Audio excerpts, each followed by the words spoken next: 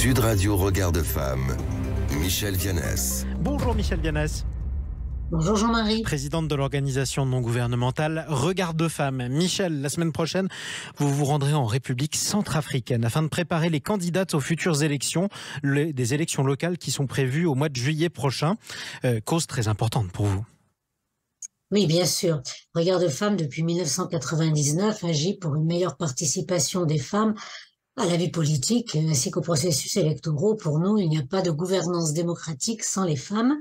Et nous avons créé un programme qui s'appelle « Femmes élues, pourquoi pas moi ?» Et on a mis d'abord en France, puis avec le soutien financier du ministère des Affaires étrangères et de l'Organisation internationale de la francophonie, nous l'avons déployé en Côte d'Ivoire, au Niger, et donc la semaine prochaine en République centrafricaine avec le Forum des femmes parlementaires de ce pays. Alors pourquoi un tel programme est nécessaire? C'est quoi l'état des lieux sur place?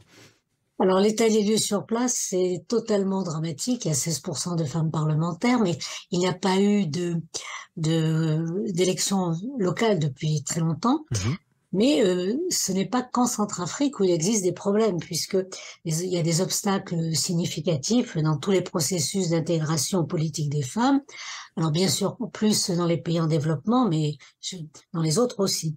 Et donc les difficultés qui sont rencontrées partout par les femmes, elles sont liées essentiellement bien sûr aux pesanteurs socioculturelles, Oui. à l'environnement politique et économique, et surtout peut-être également à la difficulté pour les femmes de se considérer comme légitimes à s'engager dans la gestion des affaires publiques. Moi, je parle beaucoup de la tyrannie du ricanement qui va empêcher trop souvent les femmes d'être candidates. On peut s'arrêter là-dessus d'ailleurs, Michèle Vianès. Ce que vous appelez la tyrannie du ricanement, en gros, c'est qu'à chaque fois qu'une femme essaye de se mettre en avant, elle subit des ricanements qui font qu'elle a honte et du coup, les autres femmes s'autocensurent, c'est ça ?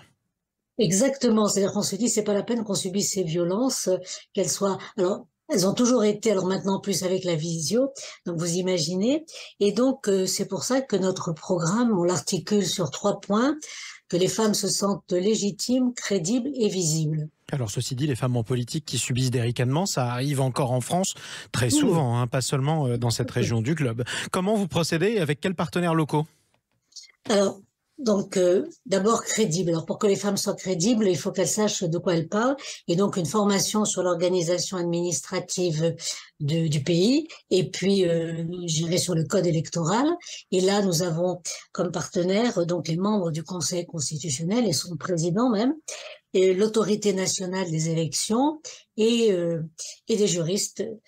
Pour qu'elle soit légitime, c'est la MINUSCA qui est là, parce que pour elle, c'est extrêmement important que les femmes soient présentes à la table des négociations, mais ONU Femmes également.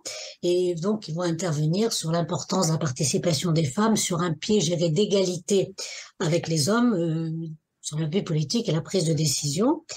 Les femmes comme les hommes peuvent représenter tous les administrés.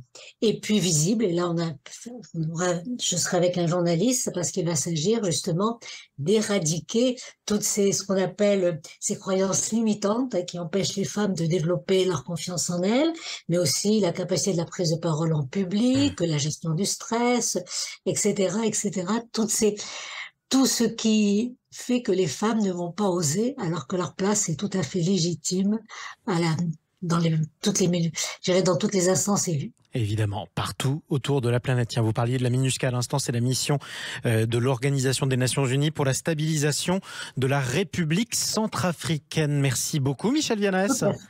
On vous laisse reprendre votre bâton de pèlerin et puis on vous retrouve la semaine prochaine avec Laurence Garcia. Tout à fait. Bonne semaine à vous. Au revoir.